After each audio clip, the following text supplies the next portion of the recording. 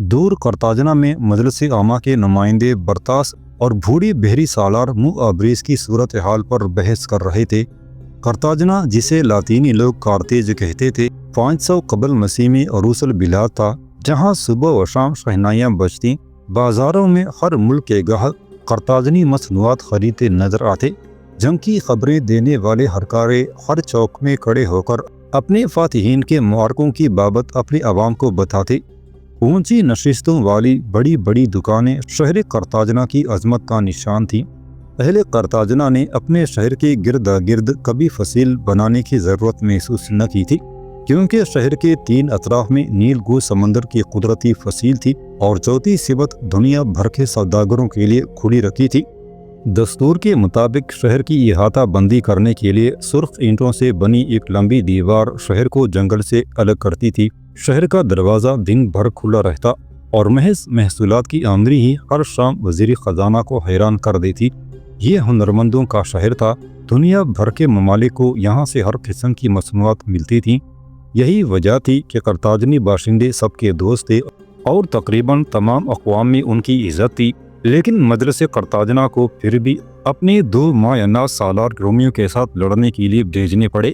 مجلس کے تمام ارکان اس بات پر بحث کر رہے تھے کہ ان کی فوجوں کو واپس آ جانا چاہیے۔ مینو خاندان کے افراد موجودہ وزیر اعظم کے مخالفین میں سے تھے اور اسی خاندان کے زیادہ تر لوگ شہر کی اشرافیہ اور مجلس عامہ کے نمائندے تھے۔ آج کی بحث میں ایک مینو سردار کاسی بال بار بار وزیر اعظم کو سستی، کاہلی اور لاپرواہی کے طعنے دے رہا تھا۔ وہ کہہ رہا تھا، حکومت قوم کا خزانہ برباد کر رہی ہے۔ برطاس اور موآبریس کی طرف بھیجی جانے والی کمک اور رسد کا تخمینہ شہر کے پہرے خرچ کے برابر ہے۔ دونوں لشکر بیچتے وقت ہمارا مقصد یہ تھا کہ ہم رومی سلطنت پر اپنی طاقت کا رعب ڈالیں اور انہیں یہ بتا دیں کہ ہم کوئی ترنے والا نہیں ہے جسے وہ آسانی کے ساتھ نگل جائیں گے۔ لیکن حکومت اس مقصد میں ناکام رہی۔ دونوں سالار چھوٹی چھوٹی رومی بستیوں کو یوں لوٹتے پھر رہے ہیں گویا آوارہ لٹیرے ہوں۔ میں کہتا ہوں برطاس اور بھوڑے موآبریس کو واپس بلایا جائے۔ ہمیں کسی کی زمینیں چھیننے کا کوئی حق نہیں۔ رومی ہم پر کبھی حملہ نہیں کر سکتے کیونکہ ہماری سرزمین ان کے لیے ہمیشہ اجنبی رہے گی۔ مینو خاندان کے سردار کاسی بال کی کڑکدار آواز سے اہل مجلس سہم گئے۔ وزیر اعظم اپنی نشست پر پہلو بدلنے لگا۔ اسی اثنا میں ایک اور مینو سردار نے اٹھ کر کہا، ہمارا برمی سپہ سالار برطاس 19,000 کی فوج لے کر برف سے ڈھکے ایک درے میں 4 ماہ سے بیکار پڑا ہے۔ اس کے حرم میں 7 لڑکیاں ہیں۔ اس شدید سردی میں قوم کے بہترین سپاہیوں کو یوں ضائع کرنا کہاں کی دانش مندی ہے؟ میں کہتا ہوں برطاس کو بابا زنجیر واپس بلایا جائے اور اسے سخت سزا دی جائے۔ اب اہل مجلس کی نگاہیں وزیر اعظم کی جانب اٹھ گئیں۔ 60 سالہ ارفلکر مخالفین کی سخت باتوں کا برا منائے بغیر نہایت بردبارانہ لہجے میں اہل مجلس سے مخاطب ہوا، معزز اراکین مجلس، ہمارے دونوں سپہ سالاروں نے قوم کے تمام مقاصد کو ہر لحاظ سے پورا کیا ہے۔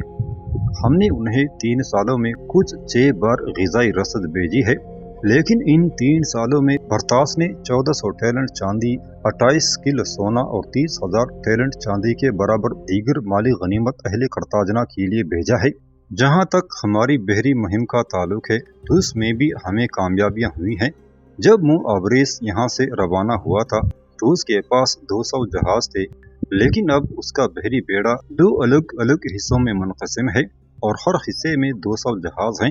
اب تک ہمارے بحری سالار نے انگنت مال سے لدے جہاز قرطاجنہ بھیجے ہیں، جبکہ ہماری طرف سے ماں سوائے غذائی امداد کے موآبریس کی جانب کچھ نہیں بھیجا گیا۔ وزیر اعظم ارفلکر کی دانشمند بیٹی اہل مجلس کے سامنے اپنے باپ کا مدلل جواب سن کر مسکرانے لگی۔ جافیکس بھی عاملہ کی رکن تھی۔ وزیر اعظم کی 34 سالہ کنواری بیٹی نے قرطاجنہ کی اس روایت کو زندہ رکھا تھا کہ روز اول سے اس شہر کی دانائی ایک نہ ایک دوشیزہ کے ساتھ جڑی رہی تھی۔ آج کی مجلس میں جافیکس مینو خاندان کے اعتراضات کو بے بنیاد قرار دے رہی تھی۔ اپنے باپ کی بات مکمل ہونے کے بعد وہ خود اہل مجلس سے مخاطب ہوئی، معزز اراکین مجلس، جیسا کہ وزیر اعظم نے بتایا ہے کہ ہم نے اپنی 3 سالہ معرکوں میں نقصان کے بجائے فائدہ حاصل کیا ہے لیکن مجلس کے معزز مینو خاندان کی عمائدین ہمارے دونوں لشکروں کو واپس بلانے کی بات کر رہے ہیں۔ حقیقت میں یہ مسئلہ کسی ایک فرد کا نہیں، لہٰذا بہتر یہ ہوگا کہ ہم اہل مجلس کی رائے شماری کے ذریعے اس سوال کا جواب حاصل کریں۔ مینو خاندان کی ایک خاتون نے وزیر اعظم کی بیٹی کو بولتے دیکھا تو اس سے نہ رہا گیا، وہ اپنی جگہ مٹک کر بولی، رائے شماری کی کوئی ضرورت نہیں، ہم نے تائت، ایشمون، خیلر اور مل کرتے کے مندروں سے شگون لیے ہیں اور ہمارے دیوتاؤں نے ہمارے کاہنوں کی زبانی ہمیں یہ اشارے دیے ہیں کہ مزید جنگ کرتاجنا کے حق میں بہتر نہیں ہوگی۔ مجلس عامہ کی گرما گرم بحث جلد ختم ہونے والی نہیں تھی۔ مینو خاندان کے لوگ ہر روز مندروں کے شگونوں کو اپنے حق میں استعمال کرتے۔ وزیر اعظم کی دانشمند بیٹی کے لیے یہی بات زیادہ پریشان کن تھی۔ آج کی بحث کے بعد اس نے فیصلہ کر لیا تھا کہ وہ بھی دھرتی ماتا تائت دیوی کے مندر سے جنگ کے حق میں شگون لے کر آئندہ اجلاس میں پیش کرے گی۔ آج کا اجلاس بھی بغیر کسی نتیجے پر پہنچے ختم ہو گیا۔ نیا شہر یعنی قرطاجنہ 200 سال پرانا تھا۔ شروع میں وہ فونیکی قوم کے لیے اسپین کے راستے میں ایک پڑاؤ کا کام دیتا تھا اور اس میں اب تک اپنی اصل اور ابتدائی حالت کے نشان موجود تھے۔ ایک تنگ جزیرہ نما جو خلیج تیونس کے اندر گھسا ہوا تھا، اس کی آخری نوک پر جبل مقدس کی سلیگ نما چوٹیوں کے پار 400 فٹ اونچی پہاڑی کے نیچے ایک عارضی بندرگاہ کی بنیاد ڈالی گئی تھی۔ اس کے بڑے بڑے پشتے جہازوں کو شمال مغرب کی خطرناک ہواؤں سے محفوظ رکھتے تھے۔ جزیرہ نما کی گردن کی پہاڑیاں قرطاجنہ کی بندرگاہ تک خشکی کے راستے کی حفاظت کرتی تھی۔ ایک دوسری داخلی بندرگاہ جنگی جہازوں کے لیے پہاڑوں کو تراش کر بنائی گئی تھی، شکل میں چکر کی طرح گول۔ یہ ایک بڑی محراب کے اندر واقع تھی اور 200 جنگی جہاز اس میں لنگر ڈال سکتے تھے۔ ہر گودی کے ساتھ رسوم ادا کرنے کے لیے سنگ مرمر کے ستون تھے جہاں پر جہاز آ کر ٹھہرتے تھے۔ یہ ایک جزیرہ نما تھا جس پر محکمہ بحریہ کے دفاتر واقع تھے۔ جہاں فرعون کے چھوٹے سے بت کی مانند ایک اونچا مینار تھا جہاں سے باہر کے سمندر پر نگاہ رکھی جا سکتی تھی۔ یہ مینار جہازوں کو اشارے اور پیغام دینے کے لیے بھی استعمال ہوتا تھا۔ گول محراب کے پیچھے گوداموں میں لکڑی، ہتھیار، رسے اور جنگی سامان بھرے رہتے تھے۔ ایک حفاظتی دیوار ایسے لوگوں کو جو یہاں آنے کے مجاز نہ تھے، ناگہانی کے وقت اس خفیہ بندرگاہ پر جاسوسی کرنے سے باز رکھی تھی۔ ایک بہت فراخ سڑک قلعہ بیرسا کو جاتی تھی، قریب 200 فٹ کی بلندی پر، جس کا رقبہ ایتھنز کے بالا حصار قلعہ اکروپسا کا بمشکل نصف ہوگا۔ یہ جگہ کلی طور پر مندروں کے لیے مخصوص تھا، جن میں دھرتی ماتا، تائت، صحت دینے والے اشمون اور ملکرت کے مندر سب سے نمایاں تھے۔ چونکہ وسط شہر میں جگہ کی قلت تھی، چنانچہ معماروں نے 7 منزل بلند مکانات بنائے جو بیرسا قلعے کے اس پار تھے اور جن کے عقب سے روشنی حاصل کرنے کے لیے کھلی چھتیں تھیں۔ ان مکانوں میں بارش کا ذخیرہ کرنے کے لیے بے شمار حوض بنے ہوئے تھے۔ یہاں وہ معمار اور اعظم بڑئی رہائش رکھتے تھے جو پورے بحر روم کی منڈیوں کو سامان مہیا کرتے تھے۔ ان کی اپنی اپنی جماعتیں تھیں جو مشترکہ دسترخوانوں پر جمع ہوتی اور شہر کے معاملات پر اپنی رائے کا اظہار کرتی۔ بیرسا قلعے کی بلندی سے جزیرہ نما کے ساتھ ایک چوڑی سڑک 7 میل تک باغات میں سے ہوتی چلی گئی تھی۔ یہاں عظیم فونیکی معماروں کی قبریں تھیں جن پر فینیکی سنگ تراشی کا لاسانی کام کیا ہوا تھا۔ سمندر کی طرف دوسرے احاطہ بند باغات تھے جو ایسے بڑے خاندانوں کی ملکیت تھے جنہوں نے تجارت سے دولت کمائی تھی۔ ان میں ہنو خاندان نمایاں تھا۔ شہرا کے کناروں پر جو ہجوم گزرتا تھا اس میں قرطاجنہ کے باشندے کم ہی ہوتے۔ ان میں چوغے پہنے سوداگر سبک رو گھوڑوں پر سوار ہوتے اور ان کے جھلوں میں نفیری والے نفیری بجاتے ہوئے چلتے تھے۔ کئی سوڈانی لوگ گرد آلود سڑک پر چلتے نظر آتے جن کے کاندھے اپنے بوجھ کے نیچے بھی سیدھے رہتے تھے۔ مسالیہ کے جنگجو اپنے اہل و عیال سمیت اس بے حد و حساب دولت کی طرف قدم فرسائی کرتے دکھائی دیتے۔ لیبیا کے کسان بھی جو اس زرخیز ساحل کے اصل باشندے تھے اپنی گاڑیاں اس مارا ماری میں شہر کے ہجوم میں سے ہانک کر گھر لے جاتے۔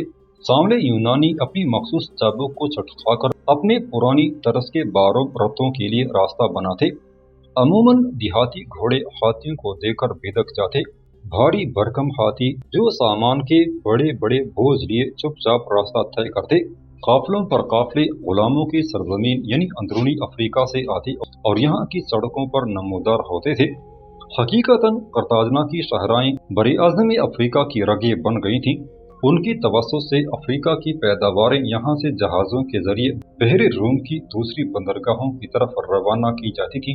कर्ताजना कौमों का आसाबी मंजर बन गया था और समुद्र के किनारे उसकी सूरत एक आलमी सदर मकाम की सी हो गई थी।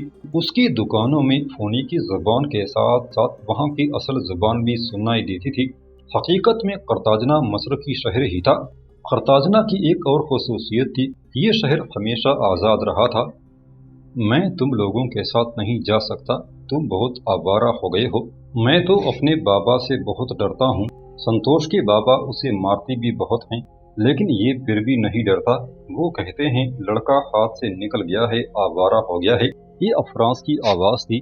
अफरांस अशमून के पुजारी मेकाउलस का बेटा था। वो सचमुच बुज़दिल लड़का था। हालांकि संतोष उसका अहम असर था, लेकिन वो हर रोज़ अपने दोस्तों के साथ देवताओं की दीवार के पास बगलों के अंडे चोरी करने जाया करता था। अफरांस अपने पुजारी बाप से बहुत डरता था। आज भी जब सब लड़के मिलकर देवताओं की दीवार के पास जाने का मंसूबा बना रहे थे, तो हस्बे मामूल अफरांस ने उनके साथ जाने से इनकार कर दिया। उसने संतोष को भी जाने से मना करना चाहा, लेकिन संतोष ने उसकी बात न मानी और जब 5 लड़कों का काफिला इस खतरनाक मुहिम पर रवाना होने लगा तो बुज़दिल अफरांस ने एक बार फिर कहा, संतोष, तुम इन आवारा लड़कों के साथ मत जाओ। हम पुजारियों के बेटे हैं, हमें इस तरह के काम जेब नहीं देते। तुम्हारे बाबा का सबसे बड़े मंदिर में बड़े बड़े लोगों को पूजा करवाते हैं। तुम्हारी इस हरकत पर कर्ताजना के मेमार तुम्हारे बाबा को बुरा भला कहेंगे। तुम्हें अपने माँ बाप की इज्जत का ख्याल रखना चाहिए। अब संतोष को अफरांस का भाषण अच्छा न लगा। उसने मुंह बनाते हुए कहा, बस बस, जमीन पर कदम रखो। तुम अपने आप को बड़ा महात्मा समझते हो। मैं तुमको भी जानता हूँ, तुम्हारे पुजारी बाप को भी। अब मेरा मुंह न खुलवाओ। तुम नहीं आना चाहते तो न आओ, लेकिन हम जा रहे हैं। और हाँ, अगर तुमने मेरे बाबा से शिकायत की तो याद रखना, वो धुलाई करूँगा कि छट्टी का दूध याद आ जाएगा। संतोष का लहजा भी आवारा लड़कों जैसा था। अफरांस तो दुम दबाकर घर भाग गया, लेकिन संतोष अपने आवारा दोस्तों के साथ देवताओं की दीवार की जानब चल दिया। वो कर्ताजना के सबसे बड़े मंदिर के महापुजारी काहू बाल का अकलौता बेटा था। मलकृत का मंदिर खारतियों का सबसे बड़ा मंदिर था। जंग और अमन पर 2 किस्म के हालात में सबसे ज्यादा चढ़ावे इसी मंदिर पर आते थे। मंदिर की 33 नर्तकियां थी। ये वो नौजवान और हसीन लड़कियां थी जिन्होंने मलकरत के लिए अपनी जिंदगियां वक्फ कर दी थी। मलकरत के इस बड़े मंदिर का लाडला चश्मो चिराग महापुजारी काहू बाल का बेटा संतोष ही था। संतोष की उम्र मुश्किल से 16 बरस थी, जबकि उसके साथी आवारा लड़के 18 और 19 के लगभग थे। संतोष 4 आवारा लड़कों के साथ अंडे चुराने की मुहिम पर रवाना हुआ। देवताओं की दीवार फिल हकीकत कोई दीवार न थी, बल्कि कार्थेज शहर का वो इख्तितामी किनारा था जो सतह समुद्र से 300 फुट बुलंद एक सतवां पहाड़ी थी। कार्थेज यानी कर्ताजना इतना ही ऊंचा शहर था। खलीज ट्यूनिस में किसी जच्चे की तरह आगे की तरफ बढ़ा हुआ शहर कर्ताजना उसी बुलंद जजीरा नुमा पर वाक़या था। पूरा जजीरा नुमा समुद्र के साथ साथ 7 मील तक घूमता चला गया था। शहर की घनी आबादी तो किला बेरसा के गिरदा गिर थी, जबकि समुद्र तक वसी रकबे पर खुश रंग बागात का सिलसिला था। उन्हीं बागात को अबूर करके जजीरा नुमा का अख्तिताम आ जाता था। संतोष अपने दोस्तों के हमरा उसी मकाम पर आने वाला था। हालांकि ये जगह नौउम्र लड़कों के खेलने के लिए मुनासिब न थी, क्योंकि 300 फुट की बुलंदी से अगर किसी का पैर फिसल जाता तो वो सीधा समंदर में जा गिरता। दरअसल पहाड़ी इतनी सतवां थी जैसे कोई दीवार। समुद्री बगले और कई किस्म के परिंदे उसी पहाड़ी के मुख्तलिफ रखनों और दराड़ों में अपने घोंसले बनाते थे। संतोष और उसके दोस्तों को उन्हीं घोंसलों तक पहुंचना था। दोपहर के करीब संतोष और उसके दोस्त उस वीराने में आ पहुंचे। दरअसल बागात का सिलसिला खत्म होती ही निहायत खामोश और वीरान चट्टानों का सिलसिला था, जो देवताओं की दीवार पर जाकर खत्म हो जाता। संतोष था तो लड़का, लेकिन वो लड़कियों से भी ज्यादा हसीन था। अगरचे अहले कर्ताजना मजमूई तौर पर सब के सब पुरजमाल चेहरे थे, लेकिन मलकरत के महापुजारी का बेटा इतना हसीन था, गोया हाथ लगाने से मैला होता था। उसके आवारा दोस्त उसे बगलों के बहाने यहाँ ले आए, लेकिन उनका मकसद कुछ और था। संतोष और उसके दोस्त जब वीरान चट्टानों में आ पहुंचे तो संतोष को अपने आवारा दोस्तों के चेहरों पर कुछ अजीब से तासुरात दिखाई दिए। वो कुछ न समझा, लेकिन उसका दिल धक धक करने लगा। दरअसल उसकी छठी हिस्स खतरे का अलार्म बजा रही थी। आवारा लड़के महापुजारी के मासूम बेटे के साथ ज्यादती करने के दर पे थे। जब संतोष और उसके दोस्त सबकी नजरों से ओझल हो गए और साहिल के बुलंद तरीन किनारे पर आ पहुंचे तो सबसे बड़े लड़के ने संतोष को रोकने के लिए कहा, संतोष यार, बगलों के अंडे तो क्या, हम तुम्हें बहुत से बगले पकड़ कर देंगे, तुम बस हमारा थोड़ा सा काम कर दो। संतोष कुछ न समझा। एक लड़के ने अचानक अपने लिबास से खंजर निकाल लिया और उसने अपना धोधारी खंजर संतोष की आंखों के सामने लहराते हुए कहा, देखो संतोष, तुम सीधी तरह हमारे साथ ताउन करो। अगर तुमने ताउन न किया तो फिर हो सकता है हमें टेढ़ी उंगली से घी निकालना पड़े। अब संतोष को यकीन हो गया कि वो उन लड़कों की हवस का निशाना बनने से बच नहीं सकता। एक बार तो उसके जी में आई कि सर पर पांव रखकर बा खड़ा हो, लेकिन फिर चमकते हुए खंजर को देखकर उसने यह ख्याल तर्क कर दिया। अगले लम्हे वो उन आवारा लड़कों की दस्तबर्द में था। जुल्म का निशाना बनने के बाद संतोष में उठकर घर वापस जाने की भी सकत न थी। काफी देर तक निढाल रहने के बाद आखिर उसने हिम्मत की और गिरते पड़ते बिल आखिर मलकरत के मंदिर तक आ पहुंचा। मंदिर के दरवाजे पर ही मलकरत की एक नर्तकी शीतल ने महापुजारी के लाडले बेटे संतोष को निहायत खस्ता हालत में देख लिया। पहले तो वो ठिठकी और फिर पागलों की तरह संतोष की तरफ दौड़ी।